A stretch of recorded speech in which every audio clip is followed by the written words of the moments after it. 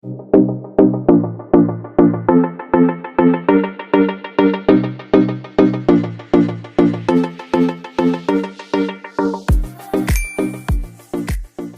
Ananda semua, pada hari ini, kita akan membahas tentang menganalisis citra penginderaan jauh dan prosedur pengambilan sampel penginderaan jauh. Interpretasi citra merupakan kegiatan mengkaji foto udara atau citra dengan maksud untuk mengidentifikasi objek dan menilai arti pentingnya objek tersebut. Dikemukakan oleh Estes dan Simonet, 1975. Segala bentuk data yang dihasilkan dari perekaman penginderaan jauh bisa dimanfaatkan secara maksimal untuk perencanaan dan pembangunan, asalkan tahu cara menginterpretasikannya. Dalam ilmu geografi, ini disebut dengan interpretasi citra. Sedangkan, pengertian interpretasi citra dalam arti lain adalah kegiatan mengkaji foto udara atau citra yang bertujuan untuk mengidentifikasi objek dan menilai arti pentingnya objek tersebut. Dengan melakukan interpretasi citra, penafsir dapat lebih mudah dalam menganalisis, karena telah mengenal kenampakan objek yang tergambar. Untuk melakukan interpretasi citra, perlu kita mengenal dengan adanya istilah yang perlu diperhatikan, di antaranya adalah 1. Data acuan, yaitu data yang digunakan untuk memperkuat hasil dari interpretasi citra, yang diperoleh bukan dari citra tersebut. Ini dapat berupa peta, data statistik, kajian pustaka, kerja lapangan, foto udara dan sebagainya. Dalam melakukan pekerjaan medan, dan untuk menunjang hasil interpretasi citra, ini sangat tergantung pada A. Kualitas citra, B. Jenis analisis atau interpretasinya, C. Tingkat ketelitian yang diharapkan, D. Pengalaman penafsir citra, dan pengetahuannya tentang sensor, daerah, dan objek yang harus diinterpretasi, E. Kondisi medan, F. Ketersediaan data acuan. Kunci interpretasi citra, pada umumnya data ini berupa potongan citra yang telah diinterpretasi, serta diyakinkan kebenarannya, dan diberi keterangan seperlunya. Keterangan ini meliputi jenis objek yang digambarkan, unsur interpretasinya, dan keterangan tentang citra yang menyangkut jenis, skala, saat perekaman, dan lokasi daerahnya. Atas dasar lainnya, kunci interpretasi citra terdiri dari A. Kunci langsung, atau direct key, yaitu kunci interpretasi citra yang disiapkan untuk objek atau kondisi yang tampak langsung pada citra, misalnya, bentuk lahan dan pola aliran permukaan, jalan kereta api. B. Kunci asosiatif atau associative key, yaitu kunci interpretasi citra yang terutama digunakan untuk deduksi informasi yang tidak tampak langsung pada citra, misalnya tingkat erosi dan kepadatan penduduk. C. Penanganan citra, data yang disimpan dalam citra, perlu dijaga agar tidak menimbulkan berbagai masalah yang bisa menyebabkan citra tersebut rusak. Sehingga, perlu perlakuan-perlakuan khusus dalam menangani citra tersebut. D. Pengamatan stereoskopik merupakan kegiatan menafsir citra dengan menggunakan alat bantu yang disebut stereoskop. Dengan syarat daerah yang diamati harus bertampalan. E. Metode pengkajian. Metode ini, dalam citra dikenal dengan dua metode pengkajian. 1. Fishing expedition. Metode pengkajian objek pada citra, dilakukan dengan cara pengamatan ke seluruh wilayah, dan disertai dengan pengambilan data. Kegiatan ini, mirip dengan orang yang memancing, seluruh daerah perairan dijelajahi untuk mencari, ada tidaknya ikan, sehingga metode ini kemudian disebut dengan metode fishing expedition, atau ekspedisi memancing. 2. Logical search. Pada metode ini, pengamatan terhadap seluruh wilayah pada citra dilakukan, tetapi, pengambilan data hanya dilakukan secara selektif, pada daerah-daerah tertentu yang sesuai dengan tujuan interpretasi. F. Penerapan konsep, data penginderaan jauh diperoleh dengan menerapkan konsep multi. Kunci interpretasi citra, pada umumnya data ini berupa potongan citra yang telah diinterpretasi, serta diyakinkan kebenarannya, dan diberi keterangan seperlunya. Keterangan ini meliputi jenis objek yang digambarkan, unsur interpretasinya, dan keterangan tentang citra yang menyangkut jenis, skala, saat perekaman, dan lokasi daerahnya. Berdasarkan ruang lingkupnya, kunci interpretasi citra dibedakan menjadi 4 jenis, yaitu 1. Kunci individual atau item key, yaitu kunci interpretasi citra yang digunakan untuk objek atau kondisi individual. Misalnya kunci interpretasi untuk tanaman sawit. 2. Kunci subjek atau subject key, yaitu himpunan kunci individual yang digunakan untuk identifikasi objek-objek atau kondisi penting dalam suatu subjek atau kategori tertentu. Misalnya kunci interpretasi untuk tanaman perkebunan. 3. Kunci regional atau regional key, yaitu himpunan kunci individual atau kunci subjek untuk identifikasi objek-objek atau kondisi suatu wilayah tertentu. Wilayah ini dapat berupa daerah aliran sungai, wilayah administratif atau wilayah lainnya.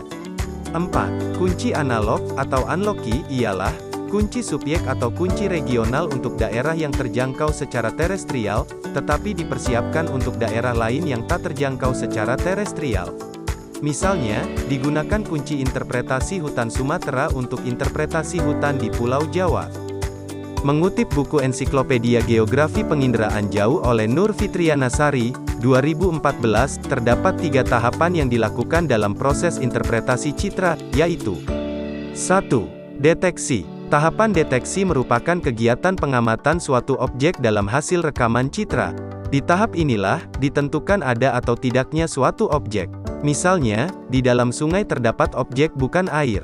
2. Identifikasi. Tahapan ini dilakukan untuk mengenali objek yang tergambar pada citra.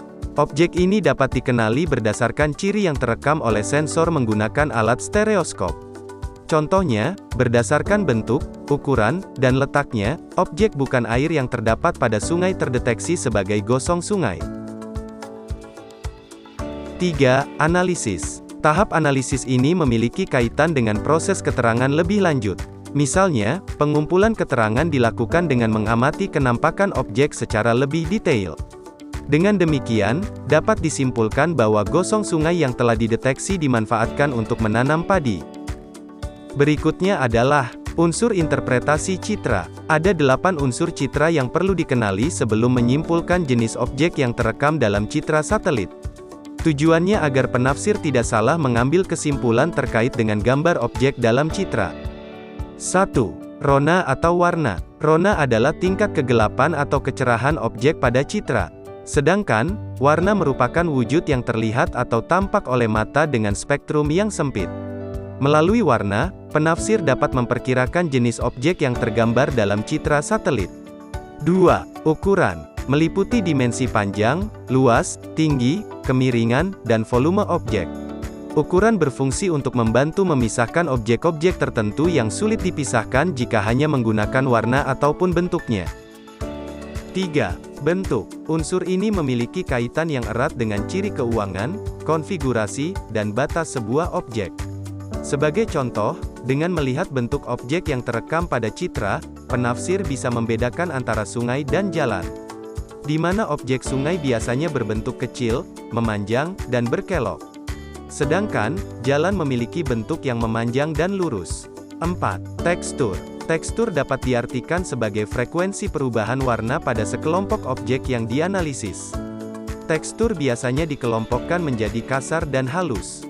Contohnya, tekstur pada area perkebunan biasanya lebih kasar dibandingkan tekstur area persawahan. 5. Pola. Pola merupakan ciri yang menandai objek buatan manusia atau alami. Pola dapat digambarkan sebagai tingkat keteraturan suatu objek. Misalnya, objek bangunan di area perumahan biasanya memiliki pola teratur karena mempunyai ukuran, bentuk, dan tata letak yang sama. 6. Bayangan. Biasanya, timbulnya bayangan disebabkan oleh sudut datang sinar matahari atau akibat topografi dan lereng. Pada citra resolusi tinggi, bayangan sangat membantu untuk menegaskan objek. Namun, pada citra resolusi menengah dan rendah, bayangan justru mengganggu proses interpretasi. 7. Situs. Situs adalah letak suatu objek terhadap objek lain di sekitarnya. Contohnya, hutan bakau ditandai dengan rona gelap dan berada di kawasan tepi pantai. 8. Asosiasi. Asosiasi merupakan keterkaitan antara objek yang satu dengan lainnya. Karena ada keterkaitan, pengenalan suatu objek pada citra sering dijadikan petunjuk untuk mengenali objek lainnya. Penginderaan jauh ini tentunya memiliki manfaat-manfaat dalam penggunaannya, seperti Membantu memberikan gambaran dari semua objek yang ada di suatu wilayah. Misalnya, kondisi permukaan bumi, gunung, sungai, laut dan lain sebagainya. Mengetahui kondisi dari suatu wilayah, sehingga bisa diketahui mediannya seperti apa. Memberikan efisiensi, yaitu, bisa memangkas waktu, tenaga, dan biaya karena tidak perlu terjun langsung untuk memantau suatu wilayah. Memaparkan perubahan kondisi dari suatu tempat atau wilayah. Bisa membantu penanganan bencana. Dengan penginderaan jauh, bisa dilihat kondisi medan yang akan dilakukan evakuasi para korban.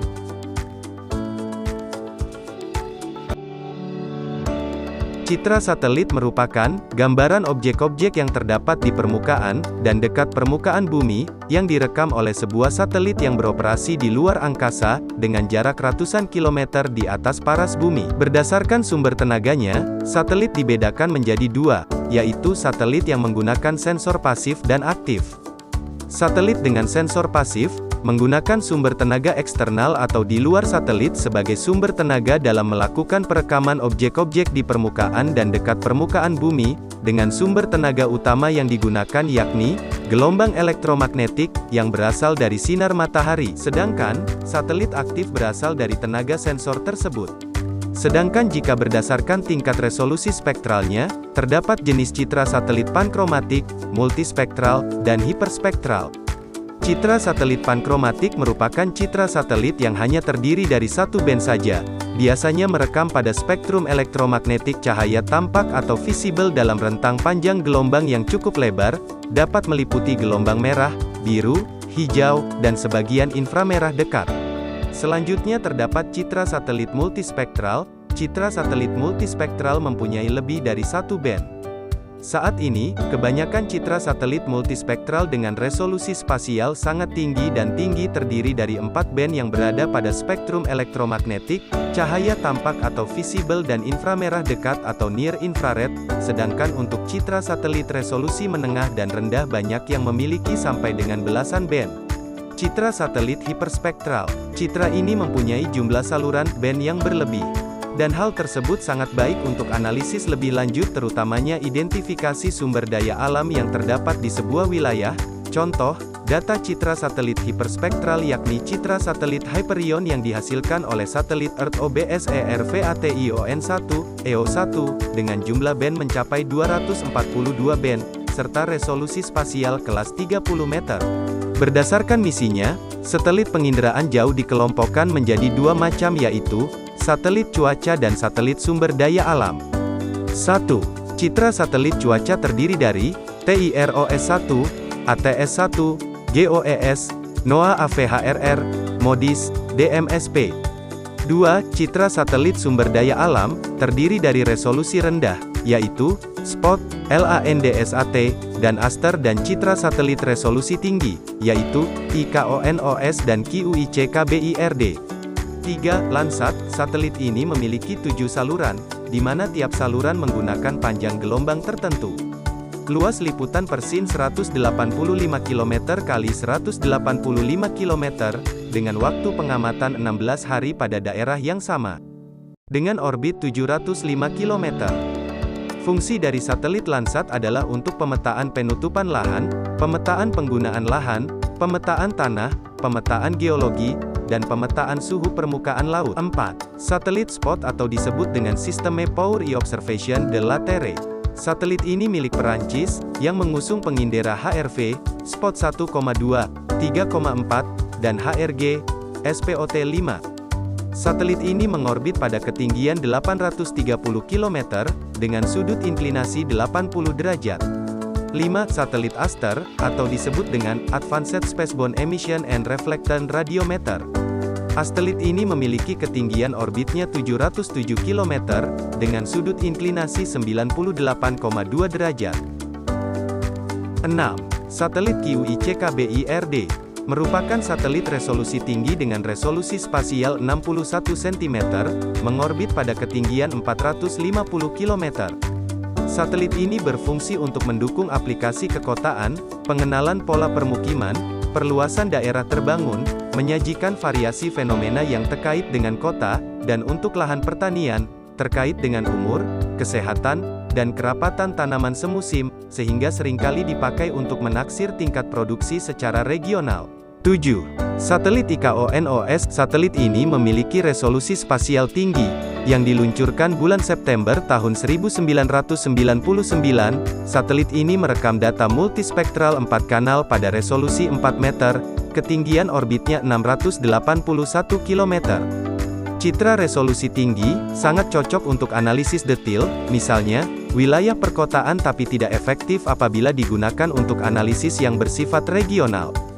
Fungsi dari satelit IKONOS adalah untuk pemetaan topografi dari skala kecil hingga menengah, menghasilkan peta baru, memperbaharui peta topografi yang sudah ada, dan mengoptimalkan penggunaan pupuk dan herbisida. 8. Satelit GEOEYE.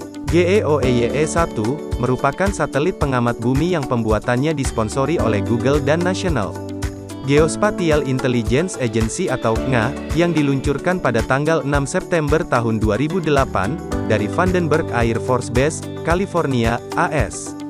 Satelit ini mampu memetakan gambar dengan resolusi gambar yang sangat tinggi, dan merupakan satelit komersial dengan pencitraan gambar tertinggi yang ada di orbit bumi saat ini. 9. Terra. Terra merupakan sebuah satelit spektrometer citra beresolusi tinggi, yang dapat mengamati tempat yang sama di permukaan bumi setiap hari. Fungsi dari citra satelit ini adalah, untuk pengamatan vegetasi, radiasi permukaan bumi, pendeteksian tutupan lahan, pendeteksian kebakaran hutan, dan pengukuran suhu permukaan bumi. 10. The Indian Remote Sensing atau disebut dengan IRS. IRS adalah sistem satelit untuk menyediakan informasi manajemen sumber daya alam yang berharga. Fungsi dari citra satelit ini adalah untuk perencanaan perkotaan dan manajemen bencana.